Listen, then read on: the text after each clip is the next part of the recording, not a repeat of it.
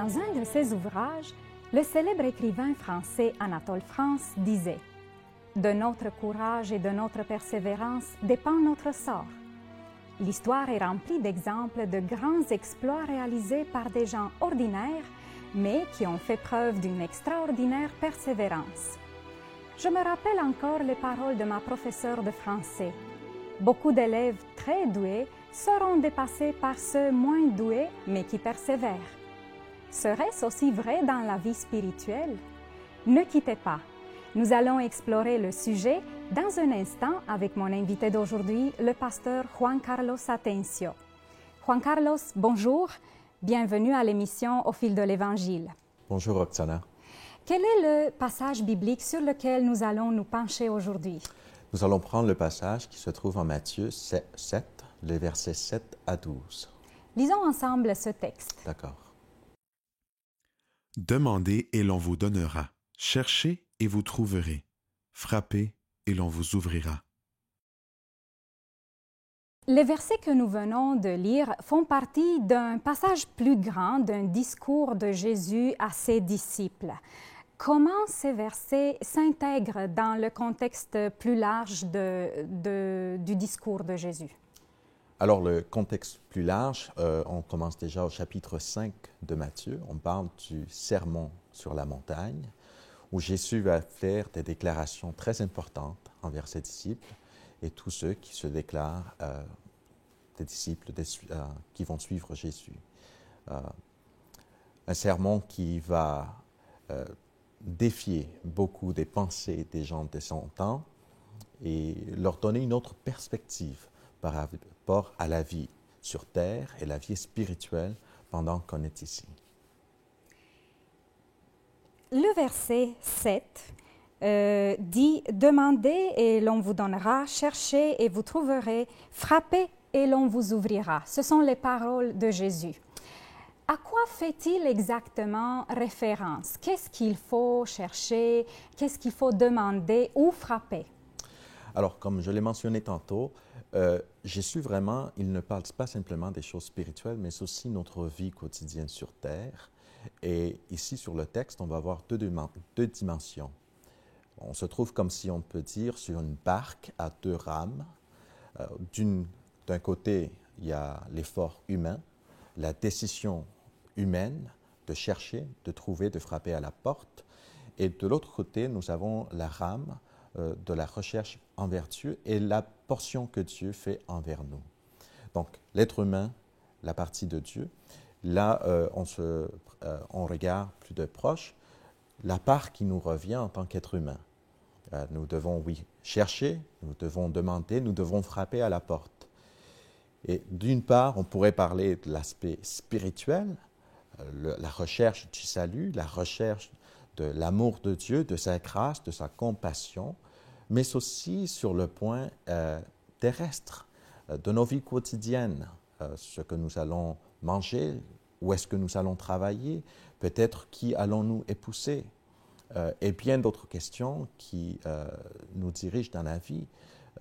Il y a une partie qui nous revient à nous. Ça commence par la décision et ça continue par l'acte d'agir.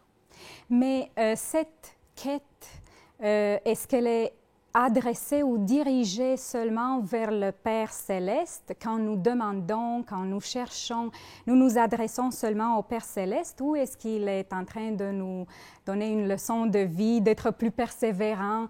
Et j'ai même entendu des gens qui peut-être ne connaissent pas le texte biblique, mais nous l'avons entendu comme un dicton. Cherchez et vous trouverez. Demandez et vous recevrez.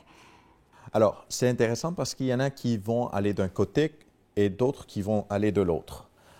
Des gens spirituels, disciples de Jésus, vont se pencher du côté spirituel simplement, très souvent, et des personnes de la vie quotidienne vont plutôt se pencher du côté dicton. Nos forces humaines, voici ce qu'on va réaliser. Jésus, en réalité, il voit l'ensemble de la vie. Il ne regarde pas un aspect religieux, un aspect séculaire. Toute la Bible, d'abord, prend les deux aspects ensemble. Non pas qu'on a une vie spirituel le dimanche, le samedi ou n'importe quel autre jour de la semaine, et par après, bon, on vit comme nos vies séculaires, loin de Dieu. Non, la Bible nous présente un contexte global de notre vie qui comporte l'aspect spirituel, notre relation avec Dieu. Donc, pour répondre un petit plus directement à votre question, on parle de ma demande, ma quête, oui, envers et avec Dieu, et aussi vis-à-vis les choses de ma vie quotidienne. Encore, que ce soit le travail, ce que je vais manger, etc. C'est très intéressant, cette dimension, le point de vue que vous apportez, le fait que pour Dieu, il n'y a pas une séparation entre les deux aspects terrestres, quotidiens, et vie spirituelle. Nous avons peut-être tendance à les séparer un petit peu, comme ce sont deux affaires différentes, mais pour Dieu, elles sont entretissées et l'une ne va pas sans l'autre. Oui, en fait, nous avons aussi le texte de Jean 15 qui nous parle plus précisément cela. Restez en moi et je demeurerai en vous. Donc, dans quel que soit que nous faisons dans la vie, je le fais en compagnie de Dieu. Que je cherche du travail, que je cherche à quoi manger, que je cherche ou que j'ai besoin d'une voiture, oui, je vais aller au concessionnaire, je vais aller chez les amis, je vais poser des questions, trouver la différence entre l'une voiture et l'autre, quelle est la plus efficace. Peut-être même la couleur peut avoir, je peux avoir un penchant. Mais finalement, c'est en relation avec Dieu que je m'engage dans cet acte quotidien de la vie. En avançant dans le texte, les versets 9 à 11 nous parlent du Père céleste, de l'identité de celui qui nous invite à entrer en relation avec lui. Quelle est donc cette image de ce Père que nous pouvons appeler notre Père et qui nous invite à venir à lui, à chercher, à demander? Vous savez, très souvent, on a l'idée de Dieu d'étant quelqu'un de sévère, quelqu'un qui ne désire pas trop s'engager envers nous, et s'il le fait, c'est à contre-cœur. Souvent, il est très impersonnel. Oui. Pourtant, le texte nous dit qu'il est un Père. Et le mot qui est utilisé encore, c'est très chaleureux, c'est très personnel. Un père de famille. On espère avoir eu un bon père dans notre enfance. Par contre, déjà, Jésus va utiliser les parents terrestres en contraste à notre Père céleste. Au verset 9 et 10, on peut lire « Lequel de vous donnera une pierre à son fils s'il lui demande du pain? Ou s'il demande poisson, lui donnera-t-il un serpent? Si donc, méchants comme vous l'êtes, vous savez donner de bonnes choses à vos enfants, à combien plus forte raison votre Père qui est dans les cieux donnera-t-il de bonnes choses à ceux qui les lui demandent? » J'ai compris davantage ce passage lorsque j'ai eu ma première fille. Déjà il y a quelques années, mais je me souviens comme si c'était hier. Elle est née avec un petit sourire au visage. Puisque nous attendions un garçon, on n'avait pas regardé l'échographie, et donc on s'attendait à un petit garçon, puis c'est une fille qui est née. Mais de toute façon, spontanément, j'ai senti une affection envers ce bébé, même si je l'avais senti encore sur le ventre, bouger, etc. J'étais tombé en amour à première vue de sa naissance.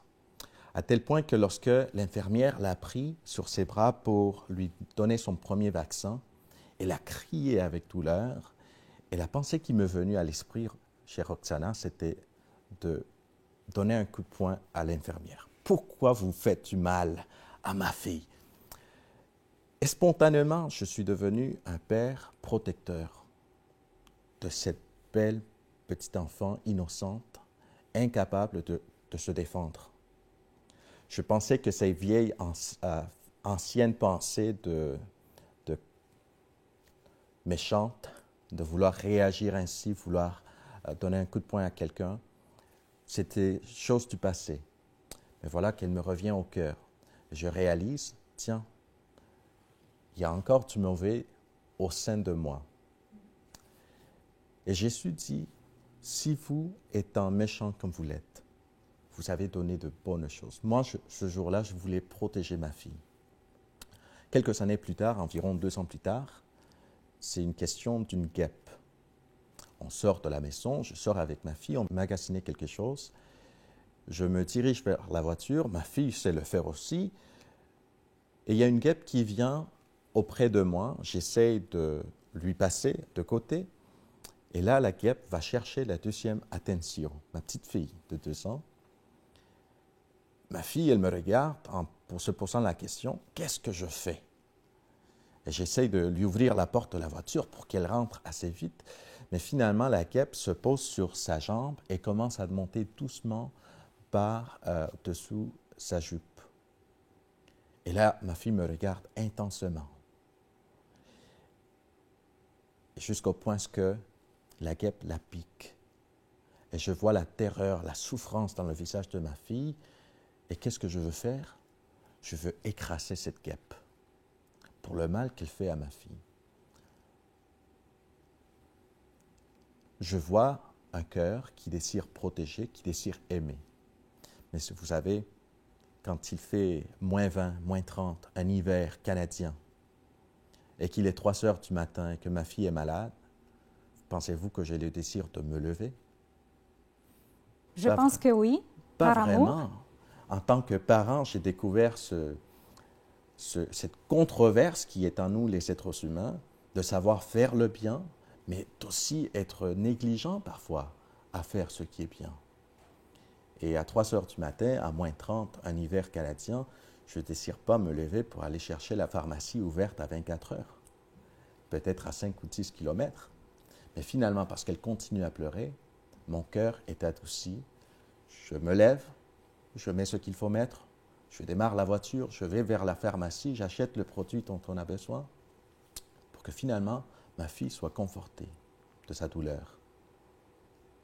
C'est donc une image imparfaite que Jésus utilise, où nous, les humains, reflétons imparfaitement l'image du Père. Mais c'est peut-être le meilleur exemple qu'il avait pour nous donner. Et c'est précisément ce contraste qui nous aide à visionner davantage Dieu le Père. Car nous savons faire le bien, sommes quand même méchants de nature, nous sommes terrestres, nous sommes méchants, même si nous savons faire du bien, surtout envers ceux qu'on aime. Or, Dieu, lui, est au ciel, il est juste, il est saint, il est amour.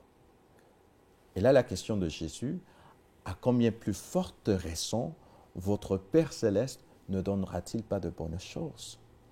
Donc, ce contraste m'aide à comprendre que, oui, on peut avoir des bons parents sur la terre et déjà commencer à avoir une idée sur notre parent céleste.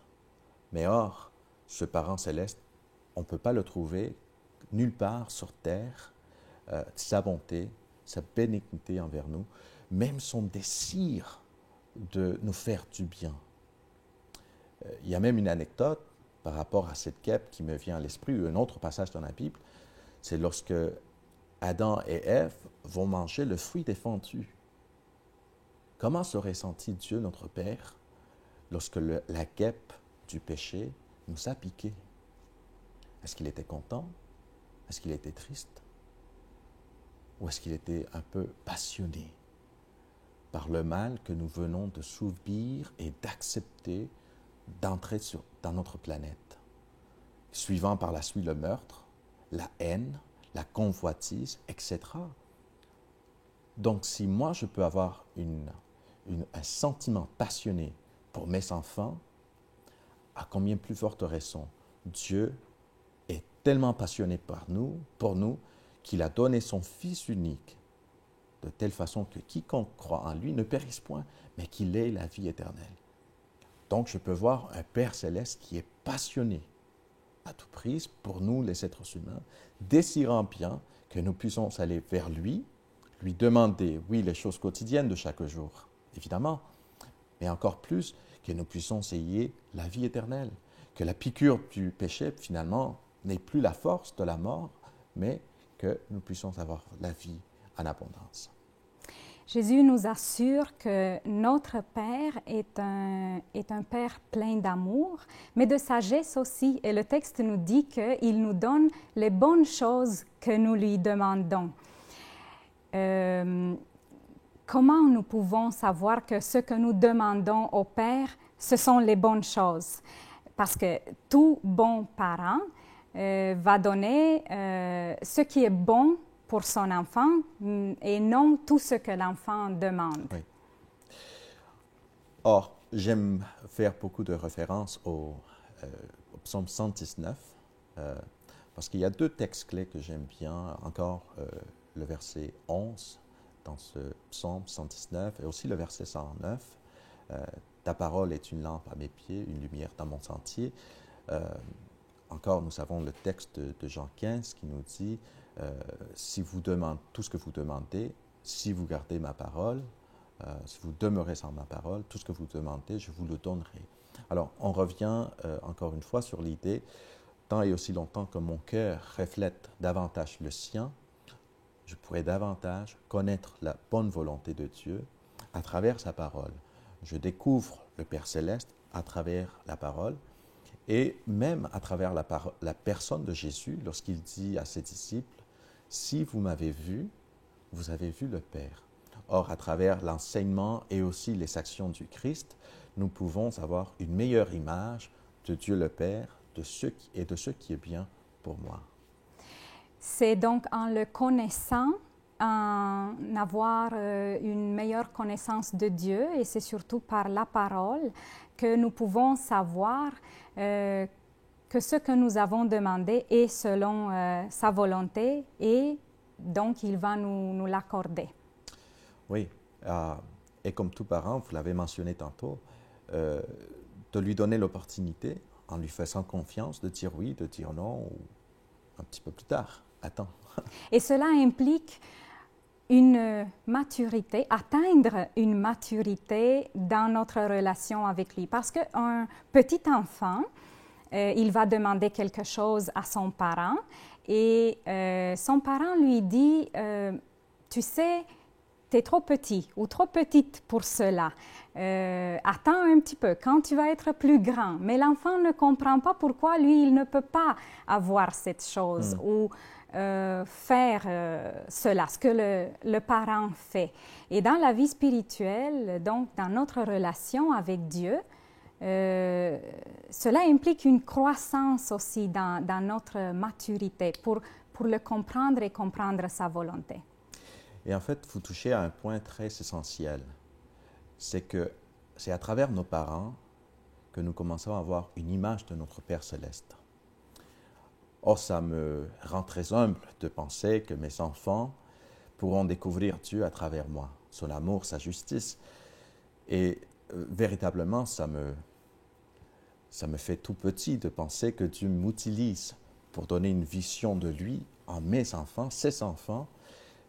Pour moi, c'est une responsabilité tellement importante, incroyable.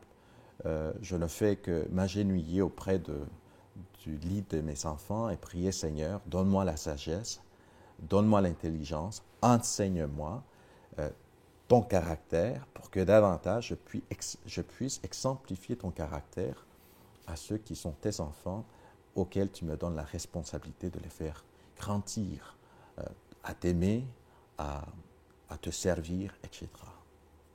Une fois que nous avons demandé quelque chose que nous désirons auprès de Dieu, et peut-être nous avons déjà fait cet exercice de chercher si c'est une bonne chose ou non, donc nous arrivons à la conclusion, oui, c'est une bonne chose, je vais demander cela à Dieu parce que j'en ai besoin ou je désire avoir cette chose.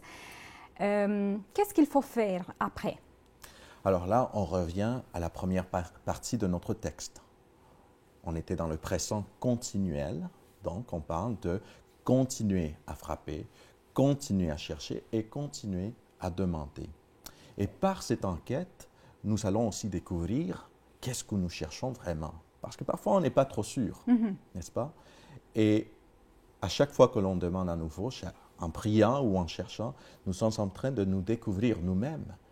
Est-ce que c'est ceci que nous voulons? De découvrir nos véritables intentions. Exactement. Et aussi de raffiner notre vision de l'avenir. Je me rappelle quand j'étais à la quête d'une partenaire pour la vie, et bon, il y a plusieurs jeunes dames qui me sont venues à l'esprit. Je pouvais voir de bonnes qualités dans chacune et autre. Et je suis allé dans le texte de Jacques, chapitre 1, où on dit « Tous ceux qui désirent de l'intelligence, de la sagesse, qui lui demandent à Dieu, qui donne librement, mais qu'il ne demande pas sans la foi. Sans la foi en tout temps, parce qu'il serait comme les vagues de la mer, en allant et venant. » Or, dans mon enquête, qui était la bonne personne pour épouser, il y avait aussi ce processus de raffiner. Bon, finalement, qu'est-ce que je cherche et pourquoi? Et tout en priant, en cherchant la volonté de Dieu, cela est devenu de plus en plus clair. Donc, même si la réponse n'a pas été d'un jour à l'autre, éventuellement, j'ai pu trouver quelqu'un avec qui je continue, après 11 ans de mariage, à se jouir non seulement de la vie, mais aussi au service de Dieu. En d'autres mots, le fait que Dieu ne répond pas tout de suite, mais il nous incite à persévérer, ce n'est pas parce qu'il ne pourrait pas répondre tout de suite ou parce qu'il ne le veut pas, mais c'est pour notre bien, pour découvrir nos vraies intentions, comme vous l'avez mentionné, pour découvrir vraiment ce que nous voulons avoir vraiment. Oui. Il y a une petite phrase que j'aime bien, une de mes écrivaines préférées qui dit « La prière est ouvrir le cœur à Dieu comme à un ami. » Non pas que Dieu a besoin de connaître nos pensées, il les connaît. Non pas qu'il fait descendre le ciel vers nous, mais nous fait monter nous vers Dieu. Donc, encore, cette purification de nos pensées, de nos désirs, non pas de faire descendre à Dieu vers nous et dire « fais ce que je te demande de faire », mais de plutôt être élevé vers Dieu et de dire « Seigneur, que ta volonté soit faite ». Tout comme le Christ l'a fait en Gethsémane. Nous arrivons au verset 12. Jésus dit « Tout ce que vous voulez que les hommes fassent pour vous, faites-le de même pour eux. » Quelle est la relation de ce verset avec le reste du passage que nous avons étudié? Car il semble un petit peu à côté ou ne pas faisant partie de ce passage. Alors réfléchissons un peu. Déjà, on commence par ma quête, d'aller cogner, aller chercher, aller trouver, n'est-ce pas? J'aimerais bien qu'on m'ouvre la porte. J'aimerais bien qu'on me donne une réponse. Ou qu'on puisse me donner ce que je suis à la recherche. J'aimerais bien que Dieu puisse me bénir dans mon enquête, dans la vie, dans ma profession, la personne que je vais épouser, etc. Alors, si je désire recevoir ce bien, est-ce que moi, je suis prêt à faire ce bien à autrui?